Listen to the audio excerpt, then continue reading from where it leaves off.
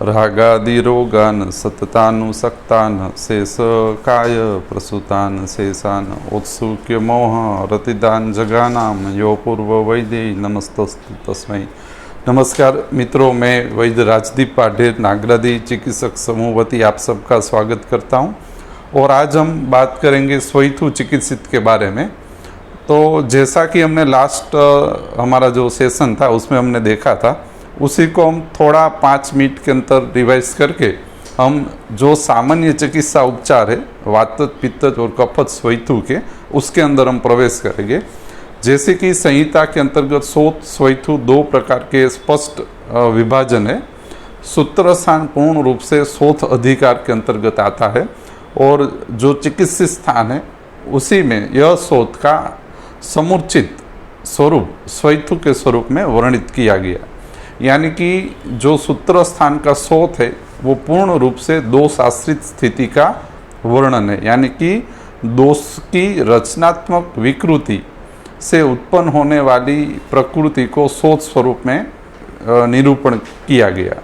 जबकि स्वाइथु जो है वो दोष और दूष्य यानी कि वात पित्त कफ त्वक रक्त मांस लसिका पुरुष मूत्र और स्वेद जो स्वाइथु के अधिष्ठान है उसमें समूर्छन होने से जो स्थिति उत्पन्न होती है, यानी कि पूर्ण रूप से मलिनीकरण समूर्छित स्थिति दोष दूष्य एकाभाव होने से जो अभिव्यक्ति होगी उसको स्वाइथु निदान के रूप में चिकित्सित स्थान पे कहा गया है। स्पष्ट विभाजन। शोथ पूर्ण रूप से दोषाश्रित है और दोषगत चिकित्सा करने से साध्यता को प्राप्त कर जाता है, जबकि स्वाइथु में अधिष्ठानगत लीन समुचित दोषों को निकालने हेतु स्वतंत्र चिकित्सा सूत्रों का विचार आपको करना पड़ेगा। यानी कि शोथ मात्र दोष चिकित्सा से साध्य हो जाएगा जो सूत्र स्थान अधिकार से साध्यता को प्राप्त करेगा और स्वाइथु के अंतर्गत आपको समूर्छना और चिकित्सा सूत्र प्रकृति स्थापनों का विचार करना पड़ेगा, या इससे भी आगे आपको संप्राप्ति का विचार करना पड़ेगा। किसमें? स्वाइथु में। चिकित्सित स्थान की विशिष्टता यह है कि आपको चिकित्सा करने के समय संप्राप्ति का विचार करना पड़ेगा, यानी कि दोष दूष्य समूर्छना जनित व्याधि का स्वरूप, समूर्छना का स्वरूप क्या है, उस समूर्छना के स्वरूप के अधीन चिकित्सा सूत्र तैयार किए गए। जबकि सूत्र स्थान में समूर्छना का विचार करने की आवश्यकता नहीं है, उसमें दोषों की दुष्टि रोगस्तु दोष वैषम्य दोष आधीन स्थिति का ही निदान परिवर्जन और उपक्रम चलाने की जरूरत है। जैसे कि हमने हमारा एक लास्ट लेक्चर था लास्ट सैटरडे कि भाई आप अग्नि सामता दोष और दूष्य आपके पास आने वाले रोगी पुरुष को 4 कैटेगरी में डिवाइड कर दिया। सिर्फ अग्नि है, अग्नि के साथ सामता है, अग्नि सामता और दोष है, या अग्नि सामता दोष दूष्य का समूर्छनीकरण हो गया। 4 कैटेगरी के अनुसार विभाजन करके विकारो धातु वैषम्यात, रोगस्तु दोष वैषम्यात और दोष दूष्य समूर्छना जनित व्याधि, और तद अनुसार यदि विकार है तो मात्र निदान परिवर्जन से ही वो ठीक हो जाए। रोग है तो निदान परिवर्जन प्लस उपक्रम चलाए। सरल है, उपक्रम चलाओ निदान परिवर्जन चलाओ, यानी कि सूत्र स्थान पूर्ण रूप से निदान परिवर्जन और उपक्रम अधीन चिकित्सा। और यदि व्याधित स्थिति है तो निदान परिवर्जन चलाए, उपक्रम चलाए, व्याधि अनुसार चिकित्सा सूत्र चलाए और कालांतर में प्रकृति स्थापन दे, तो चिकित्सित स्थान का पूर्ण विषय हो गया।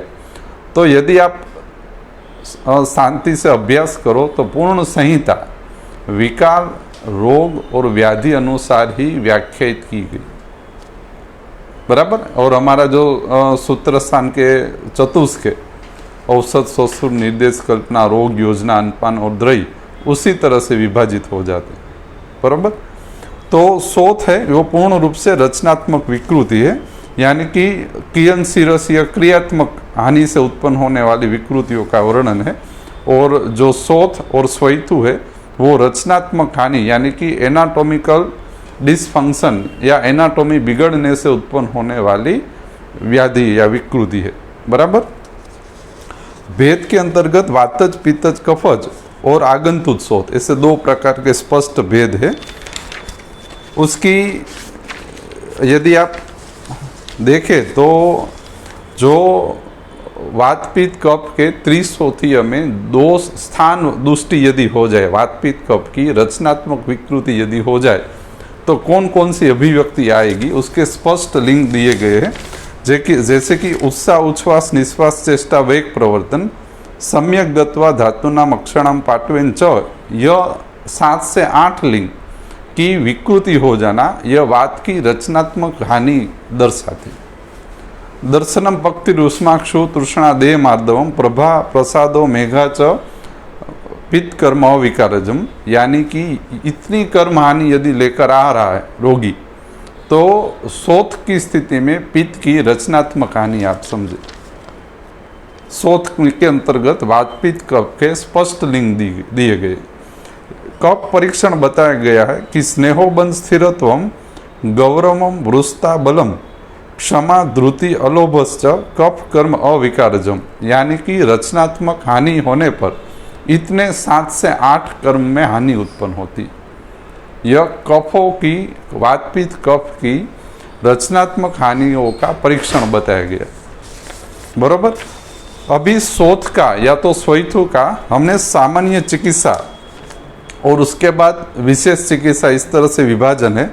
तो सामान्य चिकित्सा में हमने स्पष्ट कहा है इसमें कि फर्स्ट लाइन ऑफ ट्रीटमेंट कहाँ से शुरू होता है, लंघन और पाचन से। मेरे अनुभव से यदि आपको फर्स्ट फेज में, यानी कि पहले यदि आपके पास कोई भी रोगी आ जाए, वो शोथ का हो, ज्वर का हो, रक्तपित्त का हो, गुल्म का हो, योनि व्यापद हो, संधिगत स्थिति हो, कुष्ठ हो, प्रमेह हो, फर्स्ट मंथ या तो फर्स्ट लाइन ऑफ ट्रीटमेंट आपको सिर्फ लंघन पाचन ही करवाना। आप यदि आपको ये समझ में आ जाए कि आपका पहला अधिकार लंघन पाचन करवाना है, तो आप कभी भी चिकित्सा मार्ग के अंतर्गत डिस्ट्रैक्ट नहीं हो।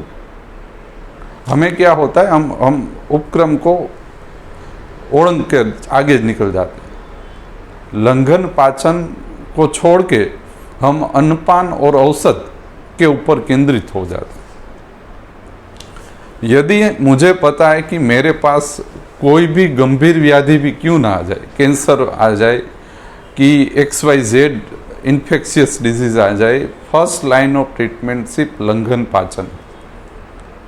और उसमें भी आप यदि सिस्टेमिक लंघन पाचन या व्याधि अनुसार जो उसमें केंद्रित हो रहा उस तरह से लंघन पाचन शुरू करवाना ही हमारी फर्स्ट लाइन ऑफ ट्रीटमेंट। यानी कि पहले तो हमें कायाग्नि, जठराग्नि, साम, निराम, रस शुद्धि, कोष्ठ शुद्धि को ही उपार्जित करना रहता है। और हम क्या करते हैं, व्याधि विपरीत चिकित्सा, दोष विपरीत चिकित्सा और औषधों का इतना हम शुरू कर देते कि उसमें परिणाम नहीं मिलता, व्यापद होता है और रोगी पूर्ण रूप से या अच्छी तरह से ठीक नहीं होता। मैंने वैद्य समूह के अंतर्गत, जिसमें मैं भी आ गया, फर्स्ट हम जहाँ भूल करते चिकित्सा के अंतर्गत कि हम लंघन, दीपन, पाचन फर्स्ट लाइन ऑफ ट्रीटमेंट को करते ही नहीं, सीधा आगे निकल जाते। लक्ष्मी विलास रस, त्रिभुवन कीर्ति रस, पुनर्नवादि क्वाथ, दसमूल क्वाथ, तो हम क्या करते हैं, हम आगे निकल जाते हैं कि ये जो हम औषध संग्रह है उसका अधिकार बाद में आता है। क्योंकि जब तक जठराग्नि, रस, साम, निराम, कोष्ठ का कोई भी व्याधि के अंतर्गत सापेक्षीकरण नहीं हुआ है, तब तक आपको ने दिया हुआ अन्नपान और औषध विश्वत कार्य करेंगे।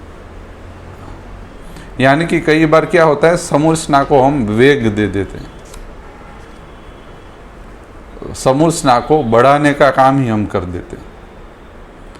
तो ये क्या हुआ, हम जो गुरु आज्ञा से हमारे पास जो है उसमें फर्स्ट लाइन ऑफ ट्रीटमेंट मेरे ख्याल से पहले 1 मास तक आपको कुछ नहीं करना है। लंघन, दीपन, पाचन के अलावा और कुछ युक्ति आपको अपनानी नहीं, और कुछ ना करना और केंद्रित चिकित्सा करना, वही बड़ी बात है। हम क्या करते हैं, ज़्यादा कर देते हैं। 5 प्रकार के औषध, 10 प्रकार के अन्नपान दे देते हैं। फिर 7 से 8 दिन के बाद रोगी आए तब हमें पता चलता है कि ये तो हमको पता भी नहीं चलता। अब पता चले तो भी अच्छी बात है कि चलो यहाँ पे रुक जाना है।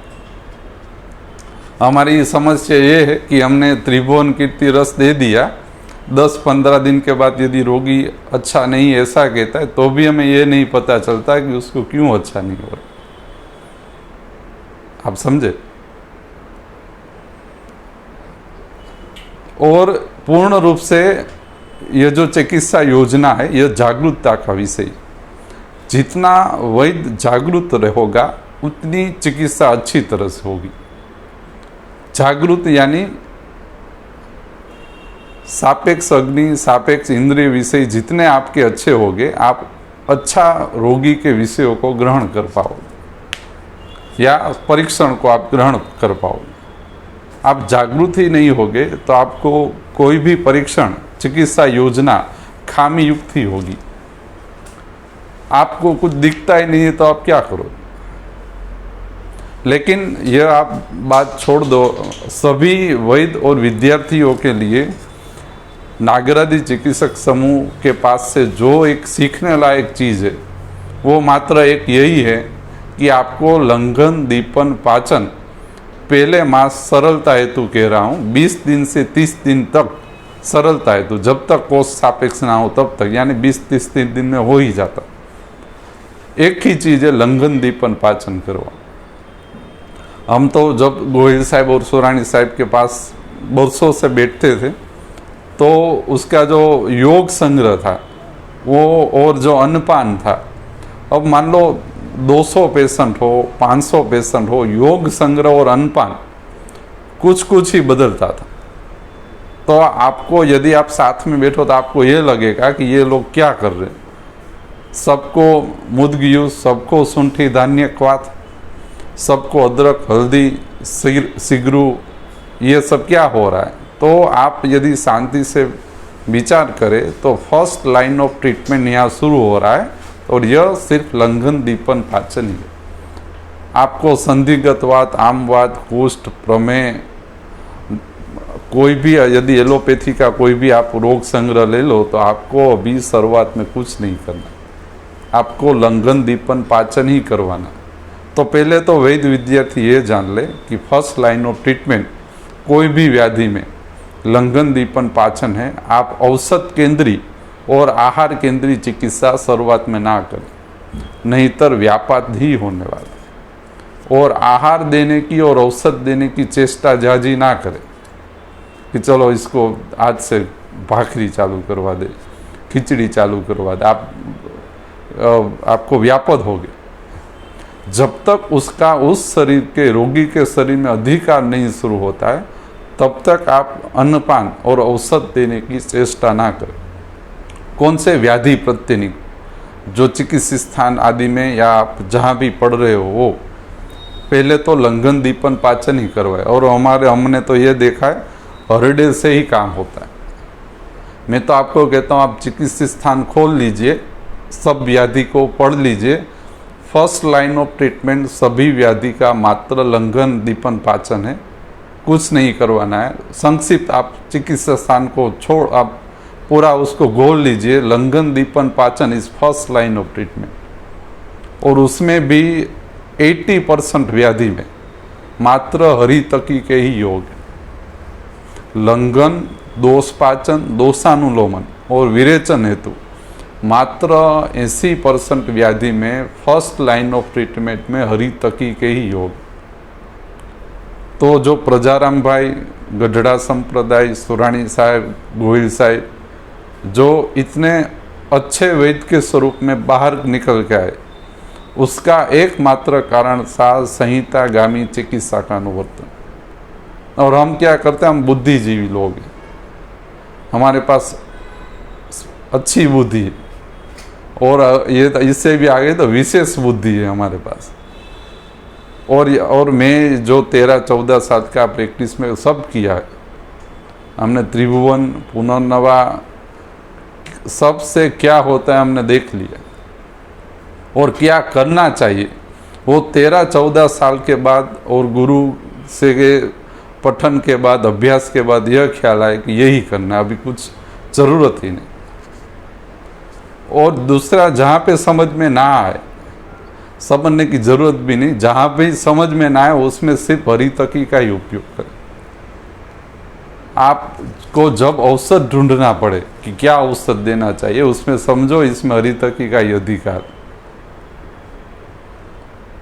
और दूसरा, यदि आप, मैंने कहा कि आप अन्नपान दे या औसत दे, तो आपको पता होना चाहिए कि ये क्यों दे रहे हैं और उसका व्याधिगत समूर्छना में क्या रोल है। यदि आपको पता नहीं है कि भाई यह व्याधिगत समूर्छना में क्या काम कर रहा है, तो आप उसको ना दें। कई बार क्या होता होगा कि वो समूर्छना भेद भी नहीं करने देगा यदि मिथ्या औसत दिया तो।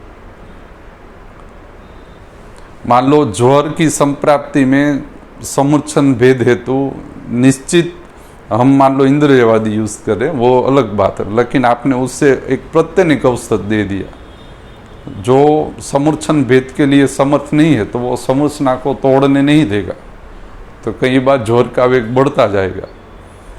तो उसके ऊपर आप विचार करें। तो फर्स्ट लाइन ऑफ ट्रीटमेंट लंघन और पाचन चिकित्सा स्थान के 80% रोग में यहाँ से ही शुरू होगा, और आपको भी यही करवाना।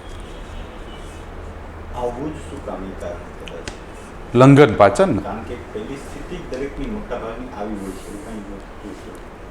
फर्स्ट लाइन ऑफ ट्रीटमेंट लंघन पाचन का कारण यह है कि जो संप्राप्ति है उसमें अग्नि, सामता और दोष का बल और समुत्थत्व भेद तोड़ने हेतु, समुत्थत्व भेद करने हेतु और अग्नि सापेक्षीकरण साम निराम हेतु और दोषों का पाचन और अनुलोमन करने हेतु सभी में मात्र लंघन दीपन पाचन ही फर्स्ट लाइन ऑफ ट्रीटमेंट। એવું ખરું કે આપણી પાસે જેટલા દર્દીઓ આવે છે એમાં મોટા ભાગના સામતાથી યુક્ત જ હોય છે। આ સ્થિતિમાં ઔષધ કે આહાર શરીર સાથે જોડાતો નથી, એટલા માટે જ આપણે પહેલા આપણે આ સામતાને દૂર કરવાની હોય છે। એવું ખરું? सही है कि आप यदि परीक्षण कर रहे हो तो उसमें आपको क्षमता मिलेगी ही मिलेगी। दूसरा, आप यह एक शांति से समझे, यदि मुझे प्रमेय हुआ, यदि मुझे कुष्ठ हुआ, मुझे आमवात हुआ, संधिगत वात हुआ, थायराइड हुआ, डायबिटीज हुआ, तो आप समझे कि मेरे शरीर में दोषों का जनन प्रक्रिया चालू है, दोषों की उत्पत्तिकरण प्रक्रिया मेरे शरीर में अच्छी तरह से अभी हो रही।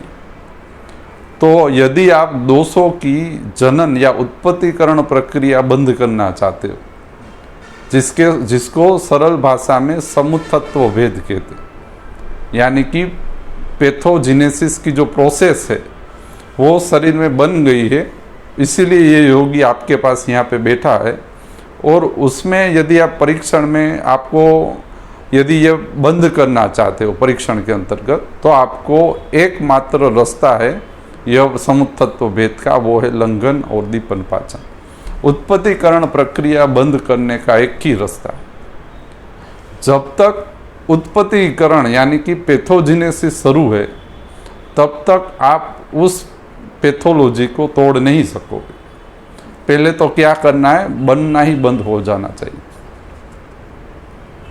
अगर वहाँ से आप मान लो जट्ठागी नामक केंद्र से दोषों का बढ़ शुरू है और आप संप्राप्ति भेद की अपेक्षा रख रहे हो, तो कुछ नहीं होने वाला। पहले तो आपको समुत्थत्व भेद ही करना पड़ेगा। और उसमें यदि रोगी आपको कह रहा है कि उसको भूख लग रही है, उसको नींद आ रही, तो आप सबको गौण समझो। रोगी आपके 80% रोगी यही कहेंगे कि उसको भूख लग रही, क्योंकि सच्ची क्षुधा वृत्ति क्या है, ये आज 80-90% किसी को पता ही नहीं। आप लंघन करवाओ तब पता चले उस रोगी को कि सही मात्रा में क्षुधा वृत्ति किसे कहते। आप यदि आप उसको लंघन पे रखो ना तो अब उसको पता चले कि उसको भूख लग रही थी कि नहीं लग रही। वो सब हमारे 80% रोगी सब सुबह दोपहर शाम टाइम पर वो खाना खा लेते, उसमें क्षुधा वृत्ति का वो विचार नहीं है। तो आप ज़्यादा रोगी पे ज़्यादा डिपेंड हम नहीं रह सकते। या दूसरी आप समझ लो, जब वो कोई भी रोगी हो तब उसमें इंद्रियों का आवरण होता है। शब्द, स्पर्श, रूप, रस, गंध मोहित होता है, जागृत कभी रोगी नहीं हो सकता। तो वो अपने रोग की या अपने स्वास्थ्य की आपको पूर्ण अभिव्यक्ति कर पाएगा, ऐसी आप कोई अपेक्षा ना रखे। पूर्ण चिकित्सा का एकमात्र केंद्र वैद्य ही है। वैद्य को ही तय करना है कि इसकी रोगी की स्थिति क्या है। मैंने तो आप यह भी देख सकते, कैंसर जैसे गंभीर स्थिति में या तो हमारी जो असाध्य श्रेणी की जो श्रृंखला है व्याधि संग्रह में, जो सूत्र स्थान में बताए, ऐसे रोगी भी आपको ये कहेंगे उसको बरोबर भूख लग रहा है। तो आपको उसका क्या है, हकीकत में जो उसकी इंद्रिय स्थिति है वो पूर्ण रूप से मोहित होती। निंद्रा किसे कहते हैं वो किसको पता ही नहीं। सापेक्ष श्रुति को जानना बहुत जरूरी, तब आप निरपेक्ष स्थिति को जान पाओगे। आपको अच्छी तरह से भूख लगे तब आपको ख्याल आए कि क्या क्षुधा वृत्ति होती। सोनानी साहिब को मैंने एक बार पूछा भी था कि भाई आप अच्छी क्षुधा वृत्ति रोगी में लंघन के साथ शुरू हो गई, उसका एक तो है कि भाई वात मूत्र पुरीषण विसर्गात्र, ये तो वैद्य का परीक्षण। रोगी को क्या महसूस होगा। तो रोगी खाए बिना ना रह पाए, लंघन 20-25 दिन मुदगी उसके ऊपर आप रखो तो इतनी तीव्र क्षुधा वृत्ति हो कि वो आपको फोन भी ना करे, कि आपका संज्ञान भी ना ले, ऐसी उसको क्षुधा वृत्ति जन्म हो कि वो अपने आप ही कुछ खाना खाने लेना शुरू कर दे। लंघन के पश्चात की बात कर रहा हूँ। तो उसको सापेक्ष क्षुधा वृत्ति रोगी के अनुसार जानना चाहिए। बराबर कि मारे दाળ ભાત तो साहेब પછી હું એવી ભૂખ લાગી ને મારે દાળ ભાત ખાઈ જ લેવા પડ્યા। તમે મગનું પાણી કીધું તો મને સાહેબ હવે 20 પછી તો એવી મને ભૂખ લાગી ને હાલ્યું જ નહીં। જે રહી ન શકે ને ત્યાંથી તમારું વૃત્તિ જનો સમજવું। બરાબર, સિમ્પલ ભાષા। વૃત્તિ એટલે સહજ છે, રહી ન હગે એવી। બરાબર, વેગમાં બધું નિયંત્રણ થાય। વેગ હોય ને એમાં નિયંત્રિત થાય, વૃત્તિઓ નિયંત્રિત ન થાય। નિંદ્રા વૃત્તિ એકવાર તમને સરસ લાગી જાય પછી તમે અહીં જમીન ઉપર હોઈ જાઓ, સોફા ઉપર હોઈ જાઓ। તમને એકવાર તમે છે ને 3 દી ઉજાગરો કરો, સરસ મહેનત કરો, એટલે શું થાય, ઇન્દ્રિયો થાકે। એમનો ઉજાગરો નહીં કરવાનો, મહેનતે કરવાની, ઉજાગરો કરવાનો, 3 દી હોવાનું નહીં। પછી ખબર પડે શુદ્ધ આને નિંદ્રા વૃત્તિ કોને કહેવાય। તમે સમજા ગમે ત્યાં તમે હોઈ જાશો, કંઈ જરૂરત નહીં, અને અલિપ્ત સ્થિતિમાં હોઈ જશો। તમને કોઈ બોલાવે, કાંઈ કામ, આ લાઇટ હાલે, પંખા હાલે, તમને કાંઈ ખબર નથી। અને ઉઠશો ને ત્યારે તમને થશે કે હું ક્યાંય દુનિયામાં હોઈ ગયો। સમજી ગયા તમને જ્યારે નિંદર કરો અને ઉઠો, તમને ખબર નથી તમે આ 8 કલાક 10 કલાક ક્યાં હતા। તો એ પરફેક્ટ નિંદ્રા સ્થિતિ। જો તમને ખ્યાલ છે કે તમે સૂતા હતા, તમને સપના આવ્યા હતા, તમે પડખા ફર્યા હતા, અયોગ્ય સ્થિતિ તમારી। તમે જ્યારે मुक्त થઈ जाओ, ये स्थिति बहुत सरस में सरस स्थिति। दूसरा उसी तरह से क्षुधा में भी है कि आपको रस की कोई अपेक्षा ना हो। क्षुधा वृत्ति में रस की कोई अपेक्षा ही नहीं रहती।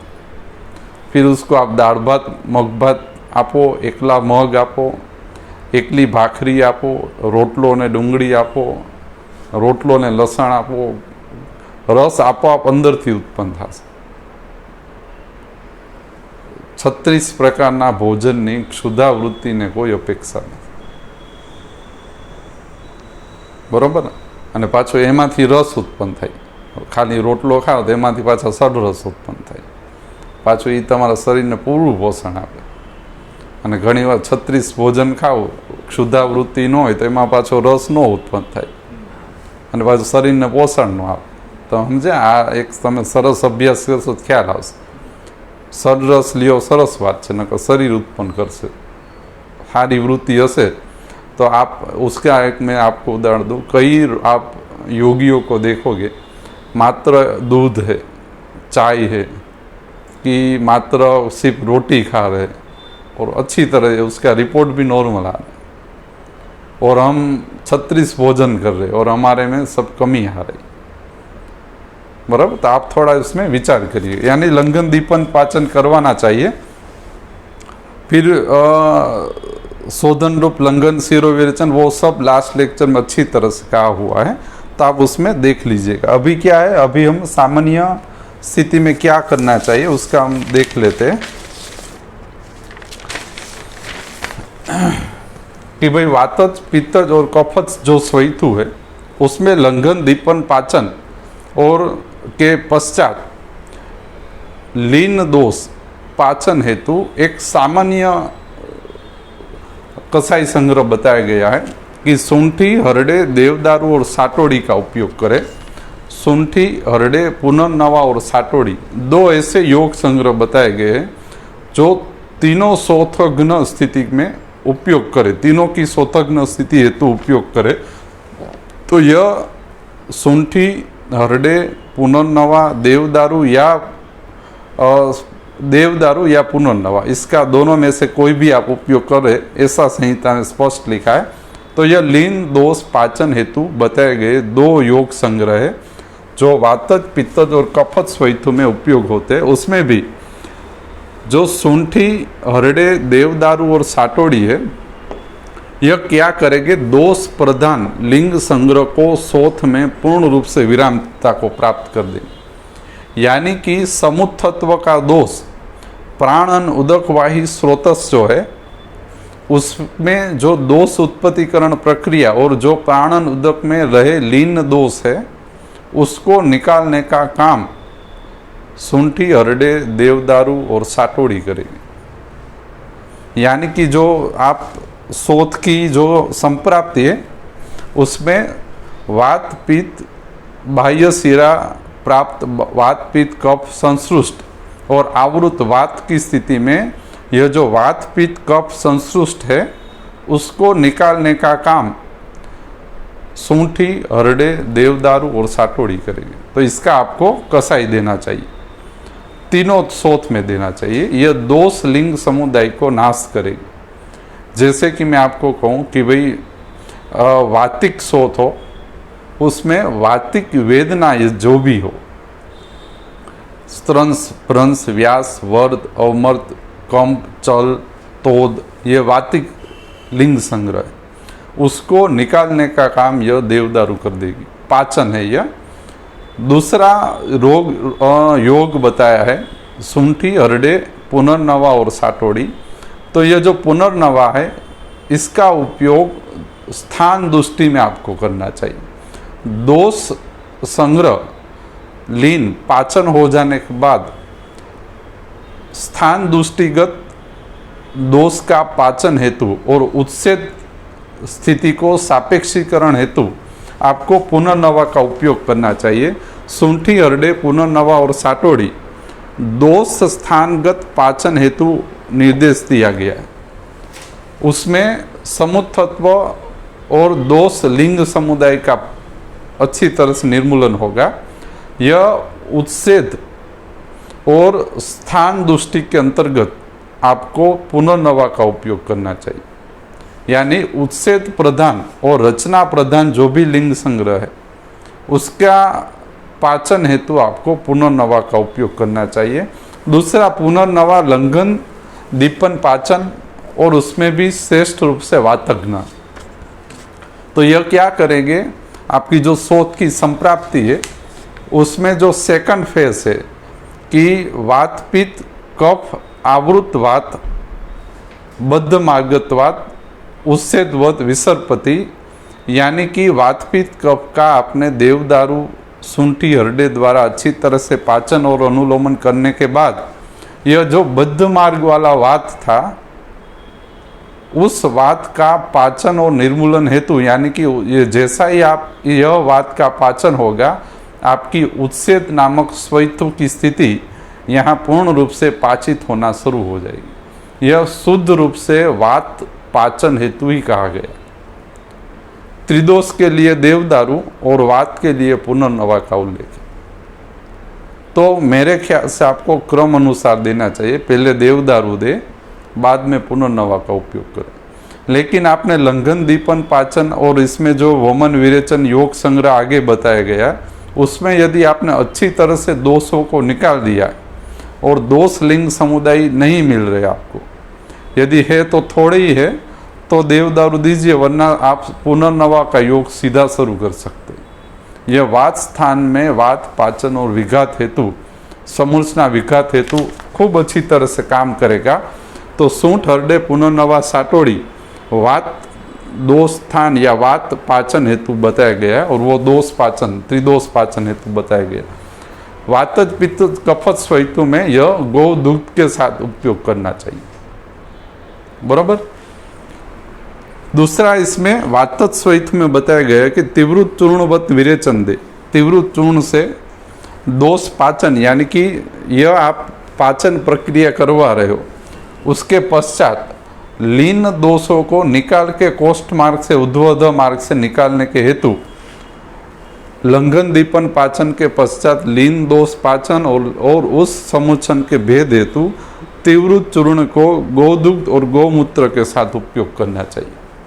तो यह क्या करेगा, जो आपने देवदारू और पुनर्दवा द्वारा पाचन करवाने की और समूर्छित और लीन दोष पाचन करने की जो प्रक्रिया आपने शुरू की है, उसमें यह पाचित दोषों को निकाल कर अनुलोमन कर देगा, विरेचन कर देगा। तो उसमें तीव्रत, गौदुग्ध और गौमूत्र का उपयोग करें।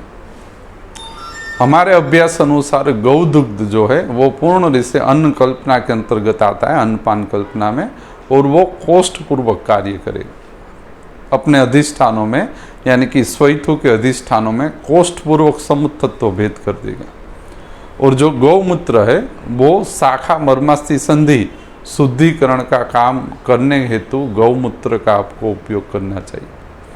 तो कोष्ठ और शाखा मर्मास्थि, कोष्ठ हेतु गौदुग्ध श्रेष्ठ है। कोष्ठाश्रित स्वैथु में गौदुग्ध श्रेष्ठ परिणाम लेकर आने वाला, और शाखा मर्मास्थिगत स्वैथु में गौमूत्र खूब अच्छी तरह से परिणाम लेकर आने वाला। तो आप कई बार ऐसा भी हो सकता है आप सिर्फ गौमूत्र दे या सिर्फ गौदुग्ध दे, लेकिन आप दोनों साथ में ही दे, कुछ सोचना ही नहीं, दोनों शुद्ध कर दो। संहिता में स्पष्ट लिखा है, यह भी हम इसमें पढ़ेंगे कि 7 दिन या 1 मास तक मात्र गौमूत्र और गौदुग्ध के ऊपर स्वैथु के रोगी को लंघन, दीपन, पाचन के पश्चात रखे। श्रेष्ठ योग और श्रेष्ठ स्थिति वैद्य के लिए 7 दिन यानी कोष्ठ तक, 1 मास शाखा मर्मास्थि संधि तक शोथ का विभाजन करके, स्वैथु का विभाजन करके, गौदुग्ध और गौमूत्र का मात्र गौदुग्ध और गौमूत्र। तो इस तरह से स्वैथु का रोगी हमने सुरानी साहिब के पास देखा हुआ कि उसको 1 मास तक सिर्फ गौमूत्र और गौदुग्ध और हरी तकी, उसके सिवा कुछ उसने नहीं दिया। ऐसा हमने उदर रोग और स्वैथु के रोगी में स्पष्ट हमने देखा है प्रत्यक्ष में, और रोगी भी ठीक हो जाता है पूर्ण रूप से, क्योंकि संहितागामी अभिगम के कारण। तो हमें भी यह अपनाना चाहिए। पुनर्नवा, उससे अब क्या होगा, सिर्फ वात का समुत्तत्व भेद और उत्सेद पाचन हेतु पुनर्नवा नागर मुस्ता को दुग्ध और गौमूत्र के साथ दे। सुंठी, पीपर, पीपरमूल, अपामार्ग को दुग्ध और गौमूत्र के साथ दे। यह जो शिरोविरेचन द्रव्य संग्रह के साथ पुनर्नवा का उपयोग है, यह शाखा मर्मास्थि संधि यानी कि इंद्रियगामी अधिकार में शिरोविरेचन द्रव्य संग्रह, पाचन हेतु और लीन दोष को निकालने हेतु उपयोग यहाँ बताया गया। अब यह एक आप समझ ले, संहिता में जहाँ भी शिरोविरेचन डाला जाएगा वो सभी का अधिकार इंद्रिय, सिर और शाखा मर्मास्थि में लीन दोषों की मुक्ति हेतु होगा। यानी कि आप पुनर्नवा देवदारू चला रहे हो अच्छी तरह से, लेकिन दोष पाचन में अभी भी तकलीफ हो रही है, या तो दोष निकल नहीं रहे या शोथ का उत्सेदीकरण नहीं जा रहा है, तो आप समझ लो यहाँ पे इंद्रिय और सिर की दुष्टि है। हमने शिरोविरेचन अपामार्ग तंडुली अध्याय पर हमारा एक वीडियो है, उसमें हमने स्पष्ट कहा था कि यदि इंद्रियगत पाचन नहीं हो रहा है, यदि मल पाचन नहीं हो रहा है, तब आपको सिर दुष्टि का विचार करना चाहिए। जब तक सिर शुद्धि नहीं होगी, समूर्छन में से दोष दूसरे एक दूसरे के साथ छूटने वाले नहीं, यानी कि सब में सिर दुष्टि होना आवश्यक नहीं है, लेकिन यदि हो जाती है तो आपके एक भी पाचनीय कसाई समूर्छन को भेद करने हेतु समर्थ नहीं बने। तो आपको क्या करना है, उस अधिष्ठान में सिर की कार्य को सापेक्ष करना। तो उसमें क्या बताया गया है, नागर, पीपर, पिपरी मूड़, सूंठी जैसे द्रव्य संग्रह को महाभूताग्निगत और पाचन हेतु दिए गए। और मेरे अनुभव से और जो भी हमको ज्ञात है, महाभूताग्नि जहाँ जहाँ पे इन्वॉल्व हो जाए उसमें आपको शिरोविरेचन दे ही देना चाहिए, बरोबर। पित्तत स्वैथु में देवदारू पुनर्नवा का उपयोग करें, विरेचन में तिवृत का ही उपयोग करें। एक योग सिंपल बताया कि तिवृत चूर्ण को दूध के साथ देकर विरेचन करवाए पित्तत स्वैथु में।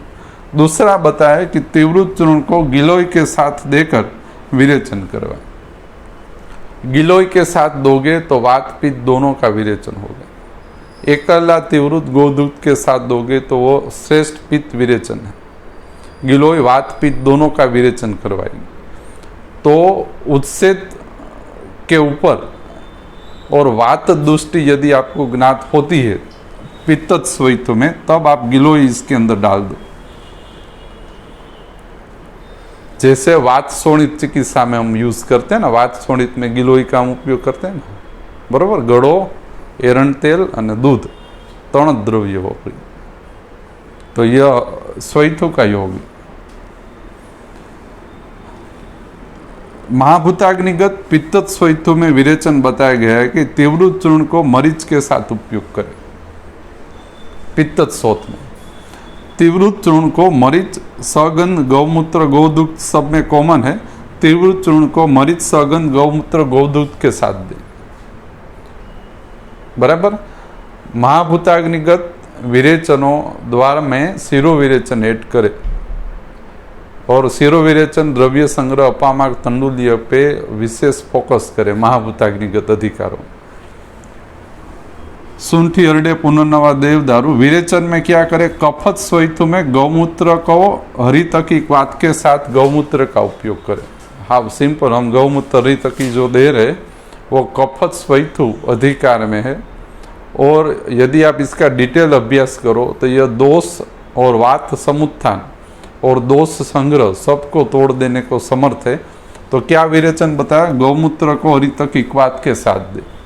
और हम क्या करते हैं, क्वाथ अच्छी तरह से हो इसलिए सूंठी, धान्य सब में दे ही देते हैं। इससे क्या होता है, क्वाथ कल्पना शरीर में शुरू होती, बराबर।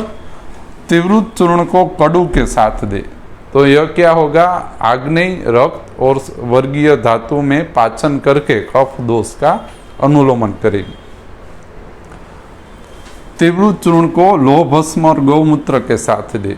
यह निश्चित पांडु आदि जो कफत स्वैथु के लिंग संग्रह है, धातुगत पाचन और अनुलोमन हेतु इसका उपयोग होता है। तिवृत चूर्ण को त्रिकटु के साथ दे। तिवृत कसाई या चूर्ण को लोह भस्म और गौमूत्र के साथ दे। यह कफत स्वैथु का महाभूताग्नि अधीन अधिकार में इसका प्रयोग करे। यानी कि आपको क्या करना है, जो लिंग संग्रह है, ये हमने विभाजन भी किए थे कि यह मान लो कफत स्वैतु का गौरव लिंग है, यह कोष्ठ आश्रित, पांडुलिंग है धातुगत आश्रित। फिर मान लो रोमहर्ष है तो महाभूताग्नि आश्रित, शिराओं में आयाम है महाभूताग्नि आश्रित। तो आपको क्या करना है, लिंग संग्रह का परीक्षण करें, जठराग्नि धात्वाग्नि महाभूताग्नि अनुसार विभाजन कर दें, और यहाँ पे आपको कहाँ तक जाना है यह आप आराम से तय कर सकते हो। लेकिन यह बात की बात है, आपको इतना अभी शुरुआत में ऐसा स्ट्रेस नहीं लेना, सरल करके लंघन दीपन पाचन चालू करवा दो। भगवान का नाम लेकर लंघन, धन्वंतरी भगवान का नाम लेके लंघन दीपन पाचन चालू करवा दो, सरल है। तो वैद बनना सरल है। यदि आपने लंघन दीपन पाचन सीख लिया तो आप 70% वैद हो जाओ। ये तो 30% युक्ति की बात है, तो चलेगा। अभी 30% में दिक्कत हो रहा है तो चलेगा, 70% आप अच्छी तरह से ट्रीटमेंट कर पाओ। अभी अनपान में क्या करना है, सिंपल है। यदि जो भी आप यूस यवागु पेया विलेपी आदि का क्रम चलाओ, उसमें यदि वातिक स्वैतु है तो जीवंती लघु पंचमूल 10 मूल से सिद्ध करके अनुपान दो। जीवंती आदि यवागु का इसमें उल्लेख है, आप पंचमूल भी डाल सकते हो, बरोबर। यदि वातिक स्वैतु है तो वातग्न रस प्रधान द्रव्य संग्रह से अनपान को सिद्ध करके दो। हाँ, सरल आप समझे। कफ वातज है तो पंचकोल साधित यवागु दीजिए। अगर पित्त स्वैतु है तो क्षीरी वृक्ष के क्षीरी द्रव्य संग्रह के साथ अनपान या तिक्त द्रव्य संग्रह के साथ अनपान को सिद्ध करके दे। यह सरल स्थिति, आपको अनपान में निश्चित रस उत्पन्न करने। फिर क्या करना है, कौन कौन से अनपान पसंद करे, तो मुद्ग आदि सभी यूज पसंद करे, जौ पसंद करे, हरिद्रा पसंद करे, मेथी, सामो यानी मोरैयो, जांगल मासरस, भात का पसंद कर सकते हो, गोदुग्ध, लहसुन, मूलक, अदरक, गाजर और गौमूत्र, इतना ही अनपान आप शुरुआत की स्थिति में, और इतना काफी है। बहिर्परिमार्जन में क्या करें, तो जो स्नान हेतु उष्ण सूर्योदय तप्त जल का तीनों स्रोत में उपयोग करें। सूर्योदक जल से ही स्नान करवाए, यानी तप्त जल से स्नान करवाए। ये स्वेदन है ना, इसलिए। वातिक स्वैतु में क्या करे, तो वातग्न द्रव्य द्वारा स्वेद करवाए, सोत पे अवगाहन स्वेद करवाए। यह क्या है, वात का उपक्रम है। क्या बताए, 200 अध्याय। सुगंधी वाड़ाનું વિલેપન કરવાનું સોથ ઉપર, વાતિક સ્વૈતુમાં સુગંધી વાળાનું વિલેપન દેવાનું વાતિક સ્વૈતુમાં। पित्त में क्या करे, क्षीरी वृक्ष कसाई से स्नान करवाए, क्षीरी वृक्षનો પ્રદેહ કરવાનો, क्षीरी वृक्षનો તૈયાર કરી પ્રદેહ કરવાનો, પદ્મકાશ ચંદન સુગંધી વાળાનો પ્રદેહ કરવાનો, બાહ્ય પ્રદેહની વાત છે। કફમાં શું કરવાનું, પીપર, સરગવો, અળસી, રેતી અને અગરનો લેપ કરવાનો। પીપર, સરગવો, અળસી, રેતી, અગરનો લેપ। गौमूत्र क्वाथ से सिंचन करे, कफत स्वैतु। सुंठी क्वाथ से कफत स्वैतु पे सिंचन करे, और कड़थी कसाई से सिंचन करे। त्रिफला कसाई भी चल सकता है। तो गौमूत्र, सुंठी और कड़थी से सोत पे सिंचन करे। वात पित्त में स्नान और प्रदेह प्रलेप का उल्लेख है। घृत का कौन सा उपयोग करे, तो वात में कल्याणक घृत और चित्रकादि घृत का उपयोग। कल्याणक घृत महाभूताग्नि पे काम करेगा, अथवा तो आप ये कह सकते हैं वो महाभूताग्नि तक जाने वाला है। चित्रकादि घृत कोष्ठ तक काम करेगा। तो आप कौन सा घृत पसंद कर रहे हो और वो कहाँ तक जाने वाला है वो आपको ज्ञात होगा। कल्याणक, महाकल्याणक सभी मानस, उन्माद, अपस्मार अधिकार वाले घृत संग्रह, और वो महाभूताग्नि अधिकार क्षेत्र में आते हैं, बरोबर। पित्त में तिक्त घृत और महातिक्त घृत का उपयोग करें। यदि जठराग्नि सापेक्षीकरण पश्चात दीपन हेतु कफ में पंचगव्य और चित्रकादि घृत का उपयोग करें, बरोबर। 5 मिनट में अभी देख लेते हैं। 7 दिन या 1 मास तक गौमूत्र और गौदुग्ध ही चलवाए।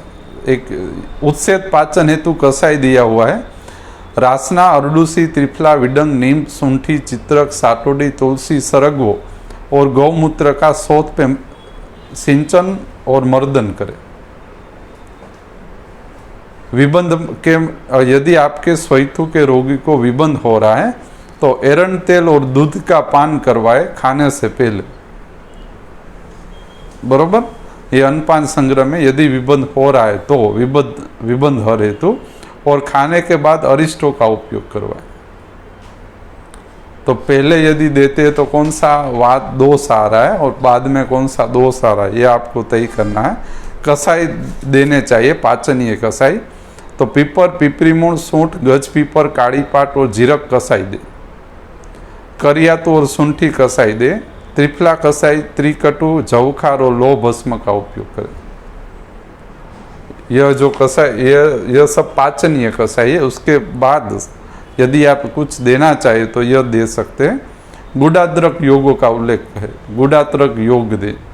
गुड़ और अदरक सिर्फ खिलाए रोगी को। दसमूल, हरडे और गुड़ का योग बना के रोगी को खिलाए। बरोबर। फिर आता है, यदि स्वैथु के रोगी को गुरु और भिन्न वर्च हो, यानी कि मल प्रवृत्ति गुरु और भिन्न वर्च के साथ हो रही हो, तो उसमें त्रिकटु, सोवरचल, तिल और माक्सिक का उपयोग करवाए। तक्र है यह, तक्र को इसके साथ दे। और सदोष भिन्न वर्च हो तो गुड़ अभया को तक्र के साथ दे। और विबद्ध वर्च में गुड़ नागर का उपयोग करे तक्र के साथ। अरिष्ट में पुनर्नवा अरिष्ट और दूसरा एक अरिष्ट लिखा हुआ है, वो भी आप दे सकते हैं। और दूसरा क्षार संग्रह, क्षार, जवखार, सर्जिका क्षार का योग का भी उल्लेख है। लेकिन यह सब कब दे, जब आपको लंघन, दीपन, पाचन, दोषानुलोमन, विरेचन स्थिति करवाने के बाद और निश्चित अन्नपान देने के बाद यदि जरूर लगती है तभी आप क्षार, गुड़ाद्रक, अरिष्ट आदि का आप स्वैथु पाचन और प्रकृति स्थापन हेतु इस योग संग्रह में से किसी का भी आप उपयोग कर सकते हो। इसके बाद आता है निश्चित अधिष्ठानों में निश्चित यदि प्रकृति हो जाए, मान लो विद्रधि हो जाए, ग्रंथि हो जाए, तो उसके लिए निश्चित योग संग्रह का इसके बाद वर्णन आता है। तो वो हम नेक्स्ट टाइम में लेंगे। Thank you.